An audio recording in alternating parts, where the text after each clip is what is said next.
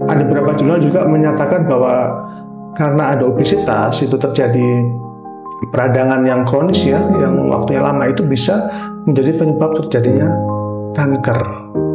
Ya. Baru tahu kalau kanker ternyata juga bisa dari obesitas. Dari obesitas, betul. Bahwa obesitas itu merupakan suatu penyakit, bahkan penyakit yang kronik progresif. Artinya penyakit kronis yang progresif itu bisa berkembang menjadi penyakit yang lebih berat. Contohnya seperti tadi ya, diabetes, hipertensi, kanker gitu ya. Bahkan panduan dari Eropa Amerika itu mereka membuat panduan untuk mengatasi bagaimana obesitas. Jadi sampai segitunya isu tentang obesitas ini dibahas.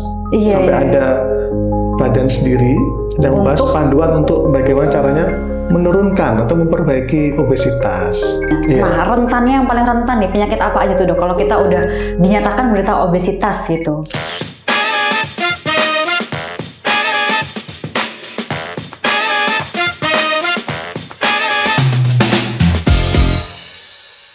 Hai Bina Family, kembali lagi di Bina Talk, podcast RSCA Bina Medica bersama saya Noviana. Hari ini kita akan bahas kupas tuntas tentang obesitas, bahaya obesitas dan mulai hidup sehat bersama dengan Dr. Dedi Indra Praja, SPPD, dokter spesialis penyakit dalam RSCA Bina Medica.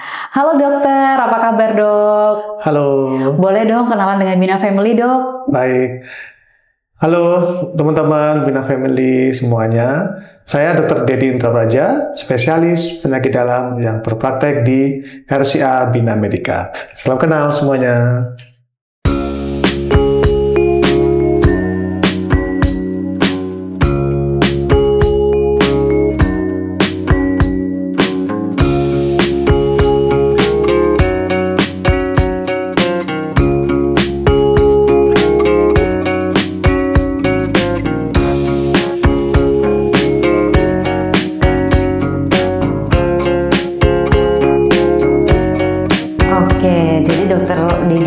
Dokter spesialis penyakit dalam yang prakteknya di Bina Medica saat ini ya dok ya. Betul. Dok, hari ini kita mau ngobrol banyak tentang obesitas. Kelihatannya umum dan banyak ada di sekitar kita. Kan awamnya tuh kegemukan gitu ya dok ya. Kayaknya orang gemuk juga banyak di sekitar kita. Tapi nih dok, yang menarik nih, dokter Dedi kan dokter penyakit dalam. Biasanya kita tahu obesitas itu karena urusannya sama gemuk, jadinya diet aja tuh yang kita tahu hubungannya. Dengan penyakit dalam sendiri, hubungannya obesitas dan apa sebenarnya obesitas itu apa sih dok sebenarnya?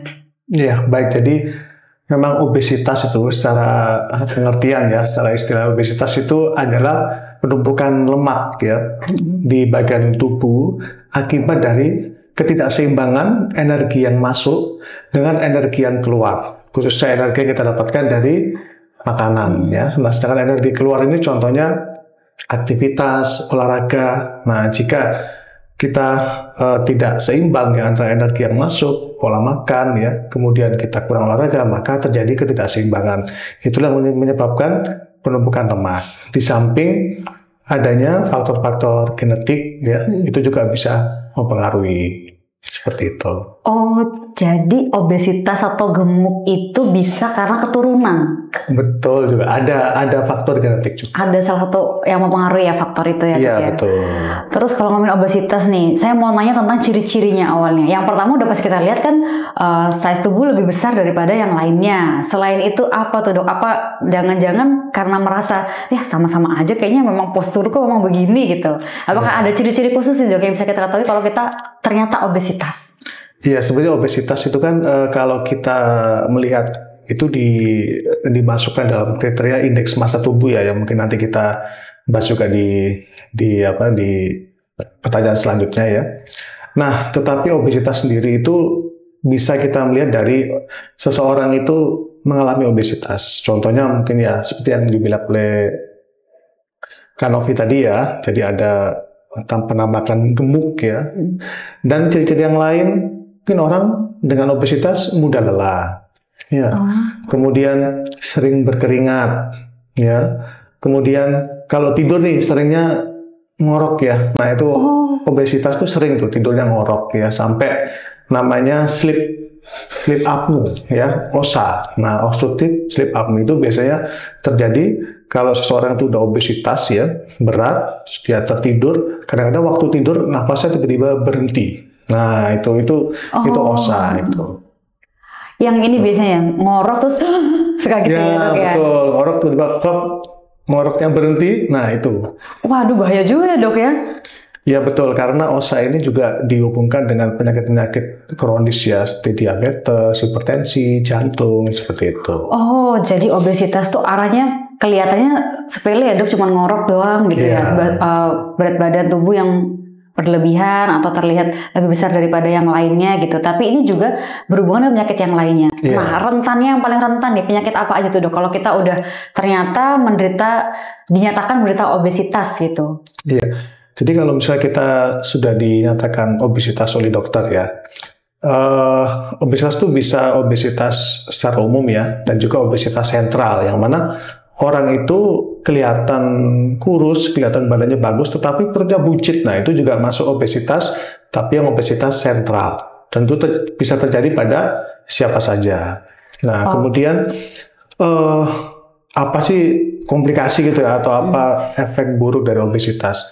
Dan tentunya selain yang sudah kita bahas tadi tentang sleep apnea, ya, ternyata obesitas itu menjadi faktor risiko utama terjadinya penyakit-penyakit degeneratif ya, seperti pertama nyeri sendi.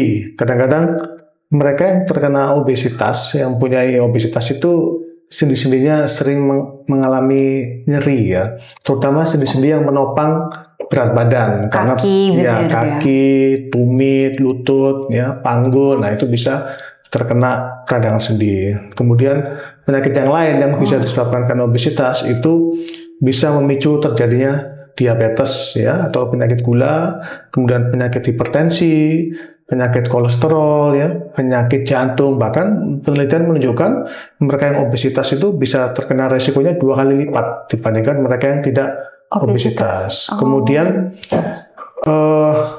ada beberapa jurnal juga menyatakan bahwa karena ada obesitas itu terjadi peradangan yang kronis ya, yang waktunya lama, itu bisa menjadi penyebab terjadinya kanker. Ya.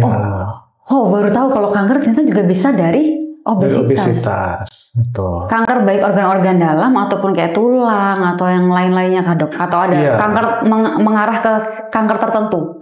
Ya, misalnya pada perempuan kanker payudara, kemudian pada laki-laki bisa kanker prostat. Nah, seperti itu. Itu juga salah satunya ada beberapa faktor risiko dari obesitas itu sendiri. Ternyata dihinggapi banyak resiko-resiko penyakit ya, Dok, ya? Betul. Gitu. Samping itu kan kalau obesitas juga bisa ini ya, jadi gangguan kolesterol, biasanya ada batu empedu. Pasti itu, Dok. Ya, itu pasti atau mungkin? Itu juga banyak ya yang faktor risiko karena obesitas sehingga berkembang menjadi batu empedu. Nah, itu bisa juga karena obesitas. Kalau dipikir-pikir agak berbahaya juga ya, Dok, ya? Terlihatnya kayak ya cuman gemuk aja gitu. Tapi kalau melihat dari rangkaian tadi resiko yang akan muncul karena berat badannya berlebih itu, kok kayaknya ngeri ya, Dok. Yeah. Nah, biasanya tadi saya tarik mundur, ada faktor keturunan juga tuh mempengaruhi. Misalnya nih, kita memang dari keluarga yang memiliki berat badan tubuh yang berlebihan atau memang size-nya lebih besar daripada yang lainnya kayak gitu, Dok. Yeah. Jadi kita merasa kayak aman-aman aja, kayaknya aku biasa aja tuh di rumah kayak gitu, Dok. Itu kita bisa tahu sendiri nggak, Dok? Apakah kita memang harus memeriksakan ke dokter dulu? Iya, sebenarnya obesitas itu ada faktor genetik ya. Tetapi sebenarnya juga pengaruh besar juga karena pola gaya hidup kita ya, dengan pola makan, olahraga, kemudian tidur yang kurang, itu juga bisa memicu obesitas. Nah, kalau misalnya kita ingin tahu apakah kita terkena obesitas, kita bisa menghitung sendiri ya dengan teman-teman kalau mendengar tentang indeks massa tubuh, itu bisa kita hitung sendiri dengan rumusnya itu berat badan dibagi tinggi badan dalam meter dikuadratkan. Nah, kalau hasilnya lebih dari 25, itu sudah masuk dalam kategori obesitas. Nah, kalau obesitas sentral itu diukur dengan lingkar perut ya, atau lingkar pinggang. Nah, itu kalau untuk laki-laki di atas 90 cm, untuk perempuan di atas 80 cm. Itu sudah dikategorikan dalam obesitas sentral. Itu. Oh, maksudnya sentral tuh mungkin di sentral tubuh ya, di tengah ya. Iya, Jadi terutama di perut ya, di perut buncit. Bapak-bapak nih biasanya dok. Ya, Bapak siapa nih? Bapak-bapaknya yang buncit. Bapak yang jarang olahraga. Oh, jarang olahraga pasti ya dok ya. Tapi nih dok, untuk obesitas sendiri nih, kita bisa nggak ya setelah ternyata aku setelah dihitung-hitung atau setelah diperiksakan ke dokter ternyata aku obesitas, itu masih bisa disembuhkan nggak ya? Atau kalau kita ngomongin disembuhkan itu kan kayak penyakit ya dok? Iya. Obesitas sebenarnya penyakit atau ya kayak kondisi aja, kondisi obesitas atau penyakit obesitas sebenarnya dok? Iya, WHO itu sudah mendefinisikan ya bahwa obesitas itu merupakan suatu penyakit, bahkan penyakit yang kronik progresif. Artinya penyakit kronis yang progresif itu bisa berkembang menjadi penyakit yang lebih berat. Contohnya seperti tadi ya, diabetes, hipertensi, kanker gitu ya. Nah, kalau misalnya ditanyakan mengenai bagaimana apa yang harus kita lakukan dengan obesitas itu, bahkan panduan dari Eropa Amerika itu mereka membuat panduan untuk mengatasi bagaimana obesitas. Jadi sampai segitunya isu tentang obesitas ini dibahas. Sampai ada badan sendiri yang membahas panduan untuk bagaimana caranya menurunkan atau memperbaiki obesitas. Karena case-nya mungkin banyak dan resikonya sangat tinggi ya dok ya. Betul. Terhadap kesehatan gitu ya. Kesehatan, betul sekali. Nah, terus dari pengalaman dokter nih, sebagai dokter penyakit dalam, apakah pernah nih dok menangani pasien-pasien dengan obesitas dan untuk menurunkan berat badannya atau nanti menanggulangi penyakit-penyakit yang mengikutinya kayak gitu dok? Seperti pengalaman dokter seperti apa tuh dok? Iya, baik sepengalaman saya praktek sebagai dokter penyakit dalam, memang beberapa kali menangani pasien obesitas. Dan tentunya pasien obesitas ini multidisiplin ya, artinya kita harus bekerja sebagai tim. Ya, karena jika ada orang-orang atau pasien dengan obesitas, kita perlu mengatur yang pertama pola makan. Nah, mungkin kita bisa bekerja sama dengan dokter ahli gizi ya, itu untuk mengatur bagian pola makan yang tepat. Karena pola makan ini juga sangat penting ya. Kemudian yang kedua, olahraga. Nah, bagaimana kadang orang obesitas itu kan jarang olahraga mungkin ya, hampir tidak pernah olahraga, terus kita motivasi untuk olahraga. Nah, itu butuh tahapan-tahapan yang pelan-pelan. Udah kadung ini, udah kadung nyaman. Jadi mau gerak, males gitu. Betul. Udah kebanyakan mager, banyak rebahan, olahraga rutin, teratur gitu ya. Karena olahraga yang disarankan itu memang harus rutin dan teratur. Misalnya aja, memang olahraganya tidak perlu berat ya. Bahkan panduan Eropa, Amerika itu menyarankan cukup jalan kaki cepat ya, atau brisk walking ya. Istilahnya itu cukup 30 menit dalam sehari, dilakukan 5 kali dalam seminggu, itu sudah cukup sebenarnya untuk olahraganya pasien-pasien dengan obesitas. Kemudian jika sudah pengaturan pola makan, kemudian olahraga, kemudian waktu istirahat juga penting ya, karena ada hormon-hormon yang mempengaruhi, yang membuat kita akan sulit untuk mencapai penurunan berat badan. Nah, jika 3 hal itu ya, ini karena itu kita berbicara tentang program. Program itu dengan pola makan, olahraga, istirahat yang cukup. Dan yang keempat ini adalah kalau memang tidak berhasil, atau bagi mereka yang obesitas dengan resiko penyakit yang lebih berat gitu ya, misalnya sudah ada penyakit jantung, maka mungkin kita merekomendasikan obat-obatan. Dan ada obat-obatan untuk menurunkan berat badan ya, terutama untuk mengurangi penyerapan lemak di dalam tubuh. Nah, seperti itu. Nah, yang menarik nih tadi, kurang tidur adalah penting juga untuk mengurangi obesitas. Betul. Begadang bisa bikin gendut tuh? Iya, karena hormonal ya, kita kurang tidur, kemudian ada hormon leptin ghrelin ya yang mengatur pola makan kita. Nah, cenderung kalau orang kurang tidur, begadang itu nanti lapar akhirnya. Pengen Indomie, pengen mie instan, nggak malu. Apalagi makan mie ya yang kalorinya mungkin agak tinggi ya, karbohidratnya tinggi gitu. Nah, itu gampang sekali memberikan kalori yang berlebihan. Akhirnya disimpan dalam lemak. Agak gabut sih dok, kalau begadang cuman diem doang kan gak enak ya pasti ya. Betul. Apa nih? Gitu. Kalau ngemilnya nggak sehat, apalagi mengembangkan punca. Arahnya ke situ ternyata. Betul. Aku kira karena, tapi juga mengganggu hormon kali ya dok ya? Iya, karena kan hormon leptin ghrelin tadi. Betul. Oke, nah saat kita masa program untuk menanggulangi obesitas ini dok, apa aja yang perlu diperhatikan selain tadi itu kan diperhatikan 4 tadi itu dok. Iya. Kemudian kalau misalnya nih ada yang itu dalam waktu berapa lama tuh dok programnya? Kalau ada yang gagal misalnya dari salah satu hal yang tadi diperhatikan tuh, apakah ulang dari awal programnya atau gimana tuh dok? Ya, jadi program ini kan ada 4 tadi yang saya sampaikan ya. Dan tentunya kalau di rumah sakit kita ya, rumah sakit kami di Bina Medica ini ada bimbingan ya, ada pendampingan. Jadi mereka yang obesitas itu bisa konsultasi anytime gitu ya, terkait pola makan, olahraga, dan keluhan-keluhan yang mungkin bisa muncul. Nah sebenarnya istilah gagal tuh memang bisa ya, karena target kita mencapai penurunan berat badan tuh 5-10% dari berat badan awal tiap bulannya. Kita tidak mencapai yang berlebihan over, tidak ya, tetapi cukup 5-10% tuh per bulan udah sangat bagus sekali. Dan itu yang mau kita capai, dan kita capai sampai indeks massa tubuhnya bisa mencapai normal. Nah, di dalam program ini kita juga bisa atau menginginkan seseorang itu yang ikut program itu mempunyai habit yang baik. Habit yang baik tentang bagaimana pola makan yang benar. Artinya kan kita tidak perlu makan dengan karbohidrat yang terlalu tinggi, tetapi perbanyak makan makanan yang mengandung protein dan sayur-sayuran. Kemudian bagaimana membangun habit olahraga secara rutin dan teratur. Bukan karena kita berpikir sibuk gitu ya, tapi sebenarnya itu masalah prioritas ya. Kalau kita memprioritaskan olahraga sebagai satu hal yang wajib atau harus kita kerjakan, maka seharusnya kita bisa membuat waktunya sendiri, ya. Betul. Make time-nya itu. Nah itu yang penting. Nah karena itu di program ini kita membangun habit juga. Karena kalau misalnya mereka yang obesitas kemudian tercapai nih, mereka senang.